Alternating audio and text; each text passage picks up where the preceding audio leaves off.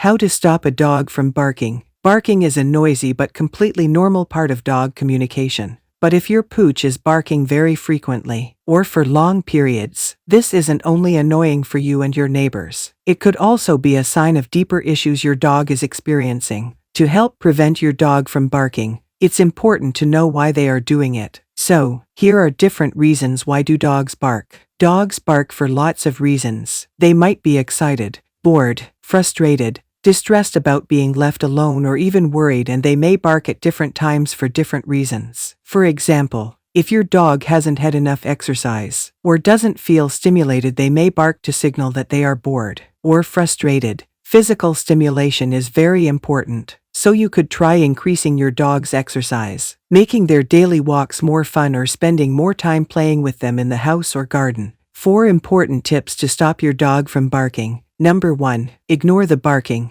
If you believe your dog is barking simply to get your attention, try to ignore them. If your dog barks at mealtimes, ignore the barking and wait for them to stop before feeding them. Plan and distract them by giving them a toy when you know you'll be preparing them a snack. If your dog barks to get you to play with them, ignore them. Turn away from your dog, or even leave the room and do something else instead. When they are quiet, pick up a toy and invite them to play. A fun game is an excellent reward for being quiet. Number 2. Keep your dog tired. Make sure your dog is getting sufficient physical and mental exercise every day. A tired dog is a dog who is less likely to bark from boredom or frustration, depending on its age and health. Your dog may require several long walks, as well as a good game of chasing the ball and playing with some interactive toys. Number 3. Avoid things that your dog finds scary. If your dog is barking because they are scared, try to avoid the scary thing as much as possible. For example, if your dog barks at passers-by through a window, cover this up to block their view. If they bark because they are scared of being alone, try to avoid leaving them as much as possible.